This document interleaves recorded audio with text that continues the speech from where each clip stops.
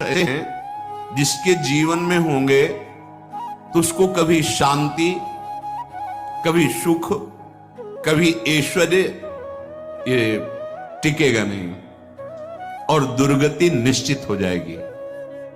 बहुत ध्यान से सुने। एक श्लोक में 6 दोष और दूसरे श्लोक में 7 दोष। उपासक को कभी इन दोषों को अपने अंदर टिकने नहीं देना चाहिए।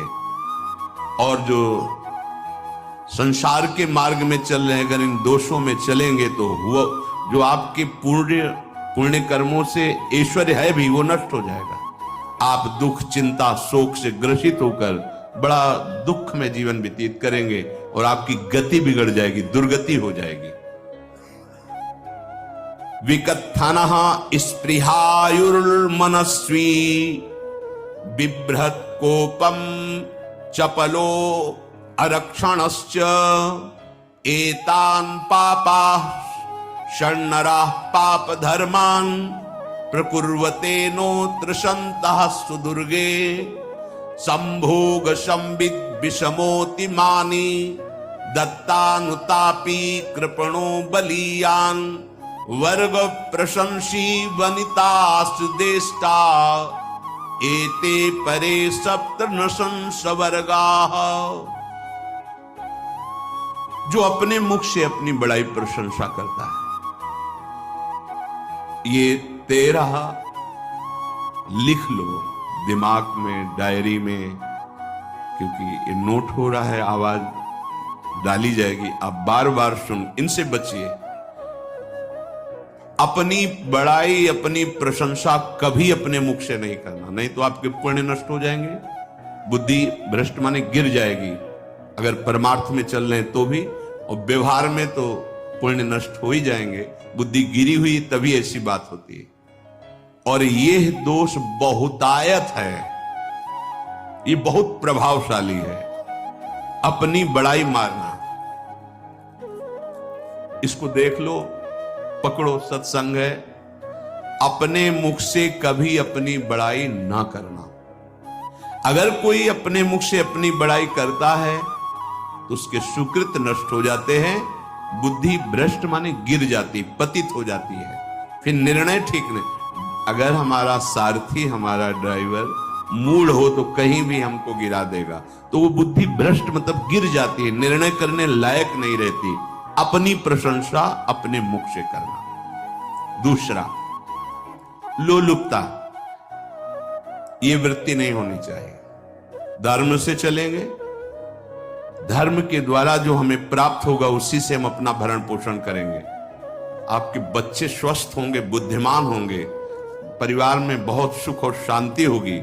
भले दीपक की तरह जलो, बहुत काल तक रहेगी। लक्ष्मी जी भी आपके घर में बहुत काल, हम ये नहीं कहते कि बहुत नहीं, जितनी है बहुत सुख शांति से चलोगे। अगर लोलुपता करोगे, हिंसा, छल कपट, व्यभिचार, चोरी, ऐसे धन आ जाए, वो आएगा, लेकिन वो हाइलोजन की तरह आएगा, एकदम प्रकाश और फ्यूज, बिल्कुल अंधकार करके जाएगा। देख लेना, तुम्हारे जो सुख के हेतु हैं, तुम्हारा शरीर, तुम्हारे बच्चे, तुम्हारी पत्नी, तुम्हारा परिवार, उसको देख के तुम रात दिन जलोगे बिना आग के। ऐसे उनके आचरण होंगे, ऐसे उनके अंग होंगे, ऐसे उनके दिमाग होंगे, ऐसा उनका व्यवहार होगा।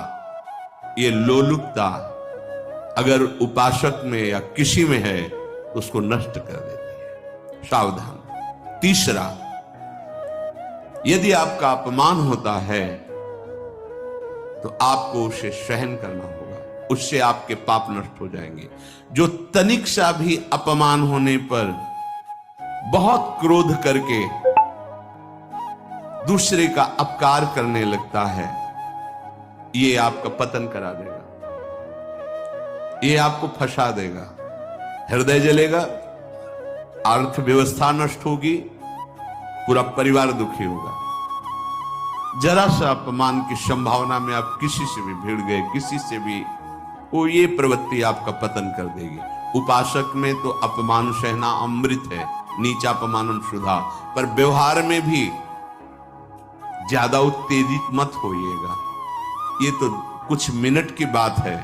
अगर आपने उसे मारा पीटा, रिपोर्ट हुई कानून की, ओ फंसते चले जाओगे, अर्थ जाएगा, समय जाएगा, चिंतन जाएगा, बहुत तरह से हानि हो जाएगी।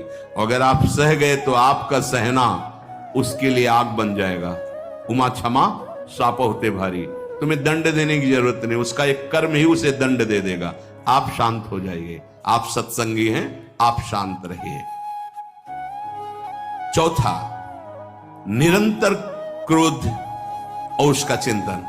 बैठे बैठे बस द्वेषियों का चिंतन ही हो रहा है, अंदर क्रोध का चिंतन और द्वेषियों का चिंतन ही हो रहा है। द्वेष भरी बातें, द्वेष भरे क्रियाएं, उन्हीं का चिंतन करके जलते रहना क्रोध से। उपासक को तो क्रोध करना ही नहीं चाहिए, बहुत शांत। ठीक है, अभ्यास में कभी क्रोध हो सकता है, उसको भी समन करो, अंदर से प्रायश्चित, जैसा कि अब गलती हुई, आगे नहीं करेंगे।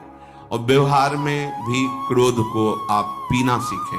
अगर बार बार आपका क्रोध प्रकट होता ही रहेगा, आपका स्वभाव बिगड़ जाएगा, आपके पुण्य नष्ट हो जाएंगे और आपका जीवन नष्ट हो जाएगा। देने वाला उतना दे देगा, आपको आनंदित रहो। पैसा खर्चा, सब पूरे जीवन का विध्वंस मचा दिया क्रोध ने।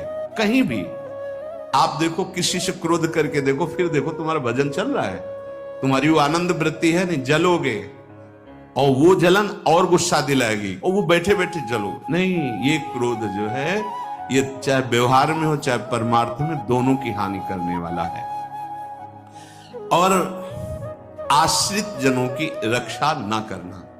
अगर कोई भाग कर आपके पास आ गया है, कोई पशु पक्षी या कोई मनुष्य, आपको चाहिए कि अब चाहे हमारे पहले प्राण जाएं, उसकी रक्षा करें।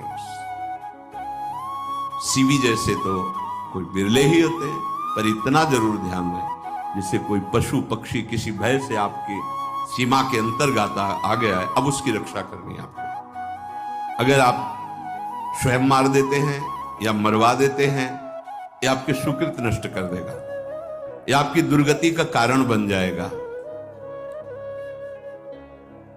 और जो पाप कर्म उत्साहित होकर करते हैं, उपासक को तो बहुत सावधान रहना चाहिए, पर व्यवहार में भी जो नहीं करना चाहिए, अगर वो पाप कर्म आपके द्वारा मन में प्रेरित हो रहे हैं, संकल्प बन रहा है, क्रियाएं हो रही, दुर्गति पक्की, पुण्य नष्ट हो जाएंगे, दुख अशांति बढ़ती चली जाएगी, कभी शांति नहीं प्राप्त कर पाएंगे। ऐसा नहीं कि जो मन में आवे सो करे। पापाचरण निडर और उत्साहित होकर करना, अगर ऐसे लक्षण है, निश्चित दुर्गति होती है। ये 6, अपनी बहुत बड़ाई करने वाला अपने मुख से, लोलुपता, तनिक से अपमान में सहन ना करने वाला, निरंतर क्रोधी और आश्रित जनों की रक्षा न करने वाला, और निडर हर्षित होकर पाप कर्म करने वाला। दूसरे श्लोक में 7 है, 6 7। 1, संभोग का ही चिंतन करना, संभोग में ही मन लगाना, संभोग दूसरी स्त्रियों के साथ करने की भावना रखना। संभोग पहला है, संभोग। रात दिन बैठे बैठे बस यही चिंतन करना, गंदी बातों का, गंदी बातें देखना, गंदी बातें सुनना,